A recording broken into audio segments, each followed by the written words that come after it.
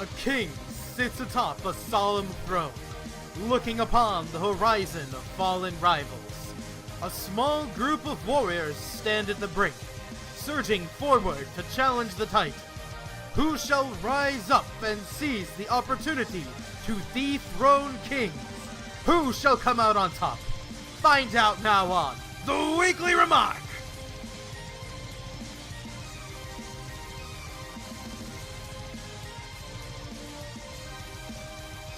Hello everybody, and welcome to The Weekly Remark, episode 14, Cycle 6. Cycle 6 is officially come and gone. The dust of StARCade has settled. And all that remains is my hopes and dreams crushed in a puddle. And my win streak's still intact, so I guess there's that. I at least have that going for me. But it doesn't matter anymore. Nothing matters. What does matter is that there's really not much by the way of announcements. There's three things to mention. First off, remark survey. So there's going to be a survey about the weekly remark shows from the last cycle and stuff like that. So make sure you fill out the remark survey for Cycle 6. We are fielding opinions to look for ways to improve going forward into Cycle 7. Speaking of Cycle 7, Cycle 7 registration is open. So make sure you go and sign up for your Cycle 7 types. Remember, newbies, you signed up for Cycle 6 to kind of, get your feet wet, get used to, how the registration works, see how things go. You haven't had a league match yet. Some of you did dark matches. All is fine and dandy. You need to register again. Feel free to keep the same types. Feel free to change them if you want. It doesn't really matter. If you do dark matches and stuff like that to get hidden powers, you can change your types anytime you want during the cycle with the mere cost of, I think it's 28 IVs, which really isn't that much, as you'll know as we get to some of the IV totals that people have, coming up. We're not going to talk about any tier shifts or stuff or any of the ladder climb this week because, it doesn't really matter because we're not going into a new week. It's break week time, registration week time. Cycle 7 is upon us.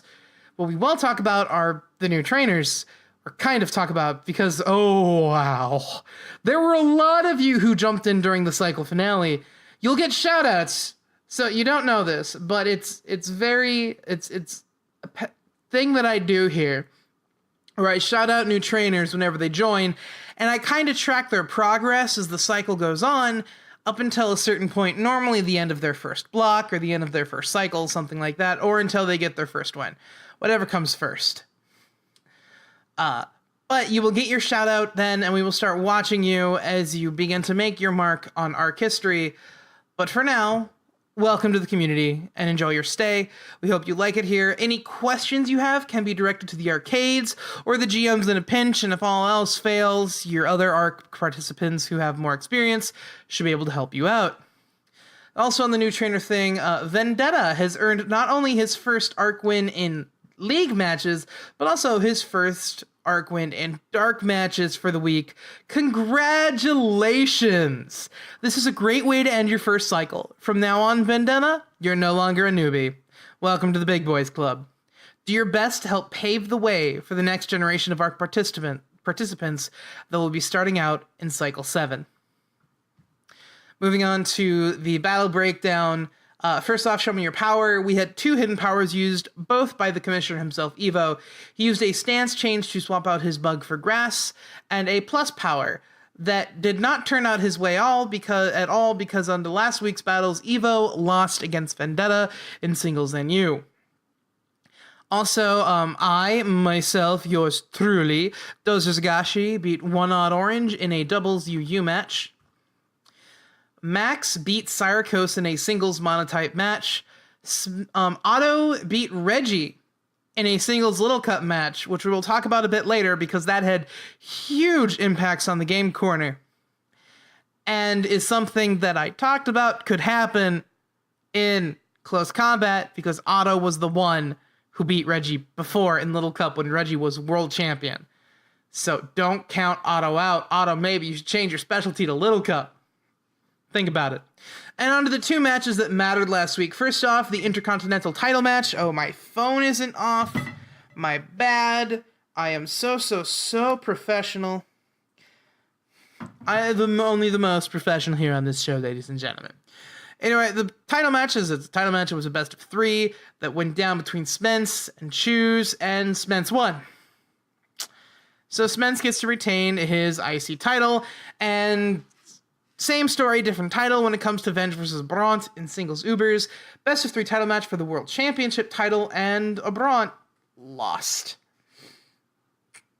So we'll get into the impacts of that when we get over to the new records that were set this cycle. But before that, I just want to, as briefly and quickly as humanly possible, go over the hierarchy that we had for this cycle. Because they're in not just the top 5, the whole hierarchy, starting from the bottom. So starting down here, Fire Gem, you're rounding out this cycle with an unfortunate 0-5 record. But you don't care, do you? You're just in it to have fun. You were 1 win away from matching the record of someone right above you, who is Hydart, who had a 1-5 record before he retired. And then above that, we had Cooker Bagel Nog, who was a newbie who joined like in cycle 5, and then got switched to inactive in cycle 6 because he didn't do his battles. So you newbies, do your battles when you start getting scheduled, or else you wind up like Cooker here at the bottom of the hierarchy with 0 points, because Cooker and Hydart, well, Cooker had 0 wins, so Cooker wasn't going to get any points, but Hydart had points, not a lot of points, but he had points, but he lost them due to negative bonus points that kick in for inactivity. So that kind of just depletes his hierarchy standing. Then above that, we have 1 odd orange, and I turned my phone to ringer off. I turned the ringer off, phone. Come on. I'm doing a thing, phone. I'm doing a thing. There, now the ringer's muted. Now it's gonna stay on silent. Orange coming in at 14th with a 1-4 record and 0.4 points. But who wins the tiebreaker over Orange, because Vendetta here also has a 1-4 record with 0.4 points, but Vendetta has a significantly higher strength of schedule. So we're just going to touch on this a little bit. Vendetta started out the cycle really, really poorly, but the thing that no one really has talked about, Vendetta, at the end of the cycle, has the single highest strength of schedule of any ARC participant this cycle, with a 0.629, meaning that he has fought up against multiple trainers from the upper half of this hierarchy, and that is a 1-4 record with a 0.629 strength of schedule. We don't see strength of schedules in the 0.6 range very often. They tend to hover around the 0.5 mark, but you know what, Vendetta, don't let those 4 losses get you down. You had a really tough schedule. The toughest schedule of any ARC participant this cycle. So give yourself a pat on the back for that one. Not only did you have the highest strength of schedule, you walked out on one of them with a win. The person you got that win over is someone who's right above you in the hierarchy. It's Evo with a 1-2 record and 0.67 points with... No, wait, no, that's not the lowest strength of schedule, but it's pretty close. Whenever we see a strength of schedule in the 0.3 range, it's normally one of the lowest, but there is one lower.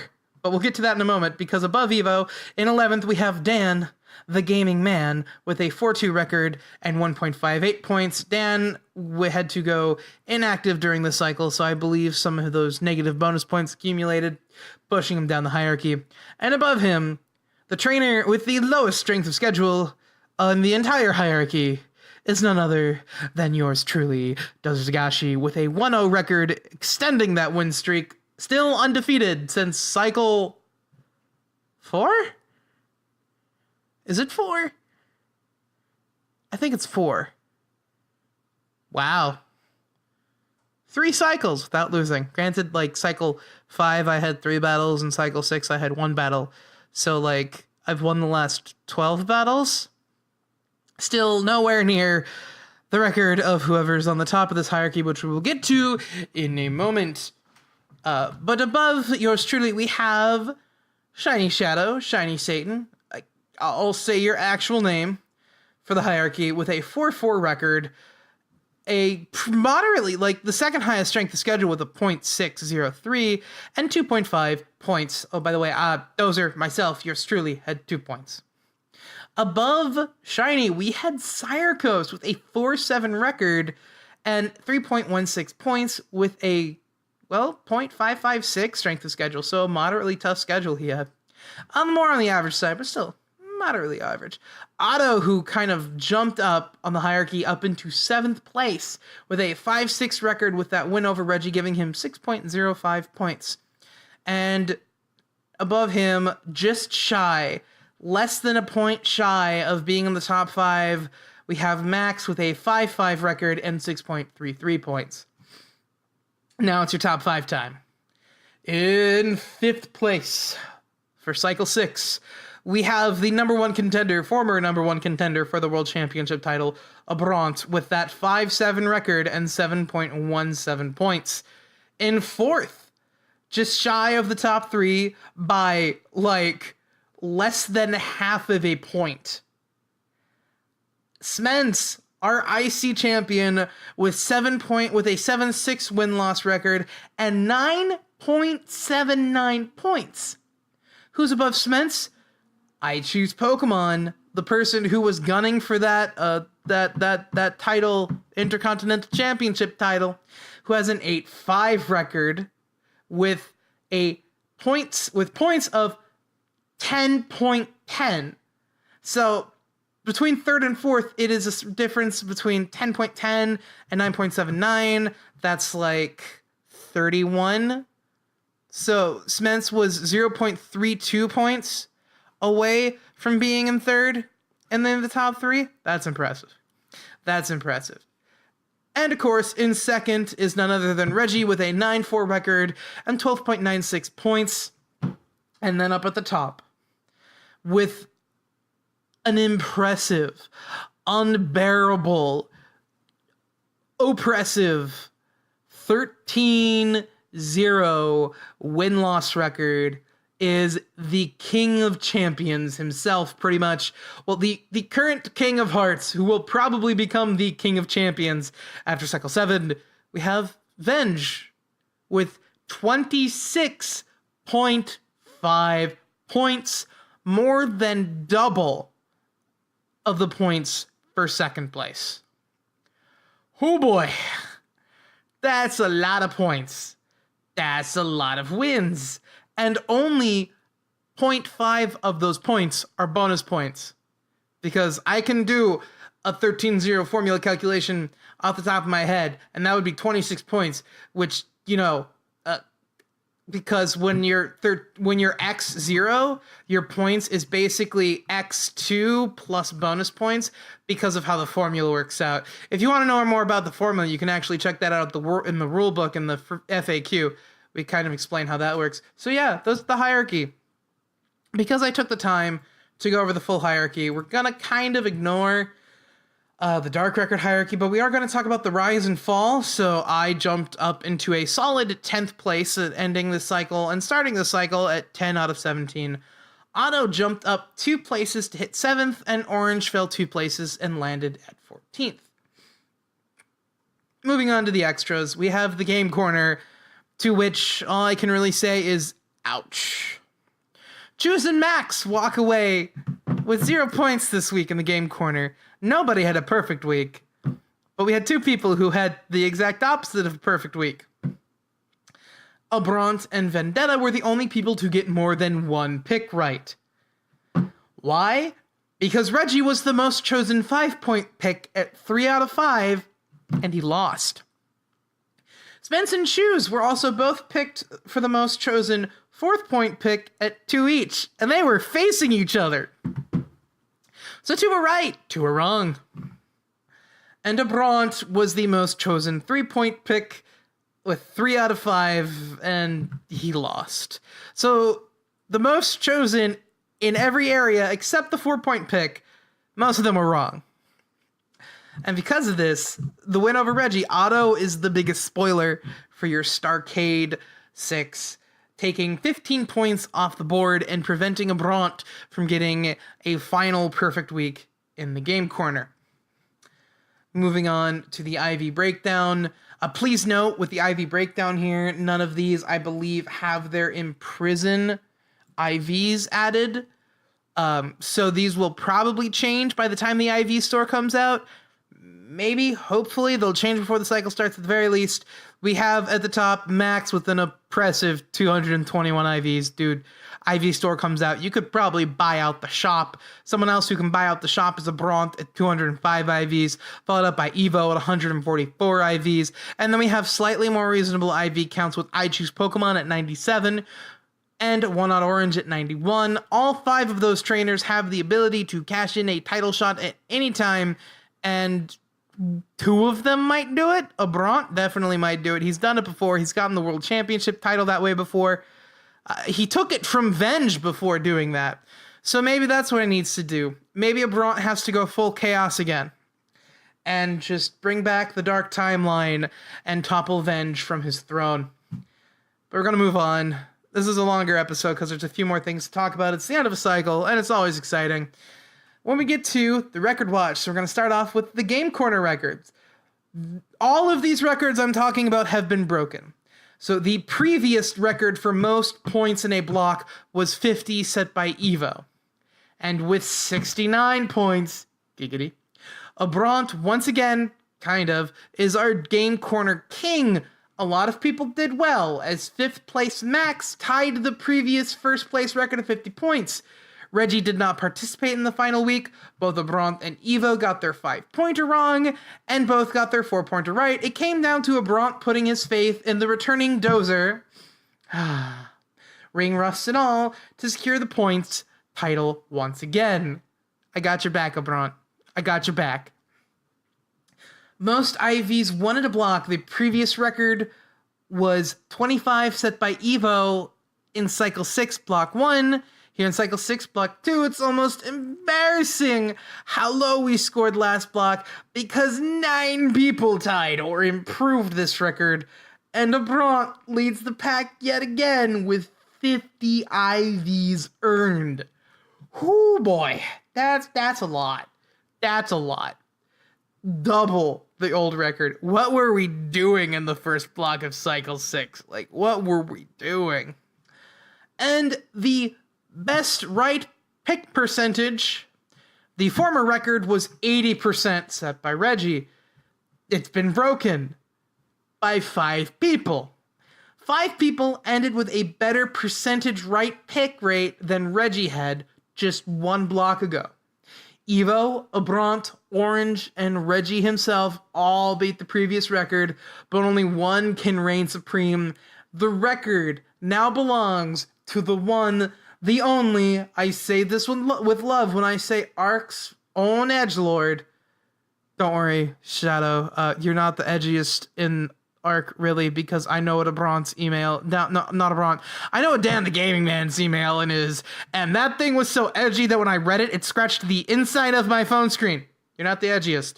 But with the bare minimum of 15 picks, you do have the best right pick percentage record at 92.9% accuracy in your picks. Oh boy. That is a steep record to break. That's going to be a tough one to break. I'd be surprised if we see that get broken next cycle, because you got to be almost flawless to get that right. I'm pretty sure Evo can tell me the exact amount of picks you need to get right out of 15 picks to break that record, and it might actually be 15 out of 15. I might be wrong. Maybe 14 out of 15. But I think it's 15 out of 15. I'm not doing any math in my head. That's just a guesstimate. Under the Dark records, we've talked about this one a lot. Most Dark IVs in a cycle.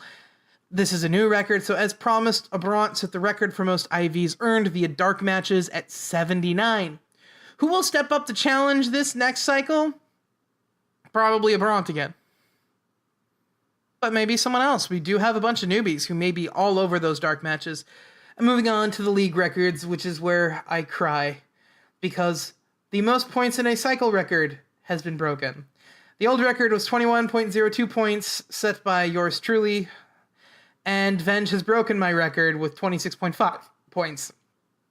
going 13-0 and getting 0.5 bonus points, and that's how you reach it. Imagine how many points he could have had if Venge was savage enough to use change of venues and plus powers more often. Like, if he had just used 13 plus powers, that's 13 more bonus points. That means that is a record of 39.5. That's never getting broken. I would straight up say that if there was a cycle where someone went, if Venge used a plus power every cycle, the only person who could ever break that record is someone on par with Venge, going 13 or 14-0 and getting even more bonus points. In which case, once the most points in a cycle record hits like 28 from someone going 14-0, basically then the most points in a cycled record comes down to whoever had the most bonus points out of those points at the same time. So, yeah.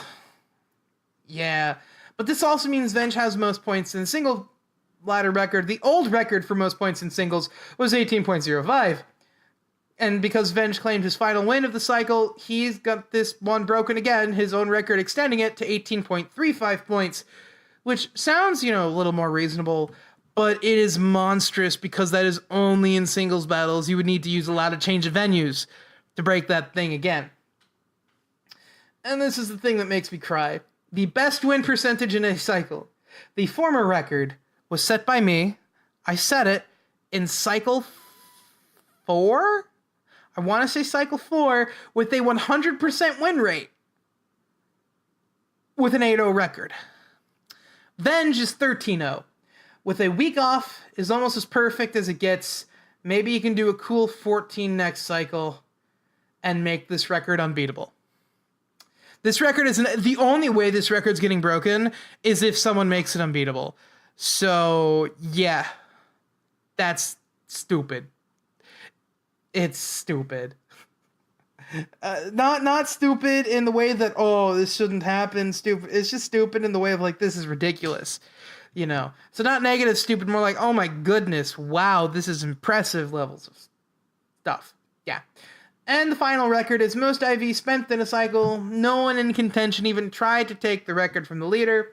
So our first most IV spent record holder is a bronze with 84 IV spent, and that is without using a world title shot hidden power. So there. That has been cycle 6 of Weekly Remark in a nutshell. It is the cycle that will forever be known as when Venge went 13-0 with a week off. Where Venge stole many records and set them at points so high that we don't know if they will ever be reached ever again. And I will cry. A lot. Because I lost all of I have one record left, I think. And it's most bonus points from a cycle. I guess that's what happens when you retire. You lose your records. But, I thought a 100% win rate was a pretty safe record to retire on. I thought an 11-game win streak was a pretty safe record to retire on. Considering there's, only, an 8-0 cycle undefeated streak, I feel was a pretty good record to retire on. Another record that should have been broken, that 13-0 cycle undefeated streak. I don't think that made it into here, but, it should be, because it's broken. Venge is broken. Venge is OP. That's cycle 6 in a nutshell. Venge is all-powerful. Who shall rise to beat him? Maybe we'll be lucky, and one of these, 7 to 10 newbies can take him out. Please. Please, one of you guys just be magically insane in Ubers. And then the sad thing is, because here's the thing. Once someone beats Venge, that means that we have to beat someone who beat Venge. So, we're praying for a champion to come up and topple Venge, but at the same time, then we have an even bigger monster than Venge to deal with. So we either need someone who is just insane in Ubers and nothing else, or one of us just needs to, catch Venge on a bad day. Which doesn't seem to be happening anytime soon. So yeah. And we thought that when Venge was not getting the championship and not breaking these records that it was the dark timeline. I think this is the darkest timeline. But that may also be because I'm on Team Chaos. I am the current holding King of Thieves, so my opinion is probably very biased. By the way, if any of you new people who are listening to this are curious as what I'm talking about with these King Talk, almost a year ago, so back after Cycle 4, when Dart was still on the show, Dart and I, we started this thing called the Arc Royal Court, where we kind of go through the records of trainers, and we picked out 4 trainers from that previous year of Arc, so the year of 2017, who had exemplary performances or did something special, and we broke them into 2 camps. There were the Kings of Order and then the Kings of Chaos. The Kings of Order were the people who you expected to win and you expected to do great. They were the knights in shining armor. And then the Kings of Chaos were your chaotic evil, basically, the ones who will use any trick in the book to get their way and take that win. We had a Bront, who was the King of Chaos, who ended Cycle 4 as the world champion, and then myself, who was the second King of Chaos, who was the King of Thieves, which I got for stealing records and stealing wins in matches that I had no, winning through the use of hidden powers. It was basically Cycle 4 was Dozer shows how abusable hidden powers can be if you know what you're doing. And then on the flip side, we had Cutie Fly, who was the King of Diamonds, who was our former, pinnacle of best champion Arc has ever had until Venge had showed up and become a champion. And then they were the King of Diamonds.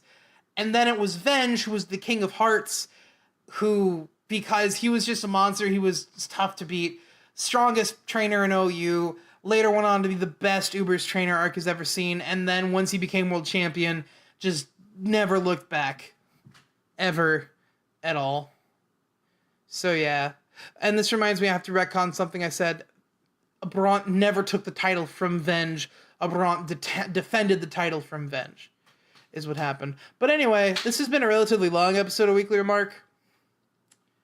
There was a lot to talk about. I will catch you all next cycle with Weekly Remark and maybe in prison. Depends how life's going. I'll catch you later. Bye-bye.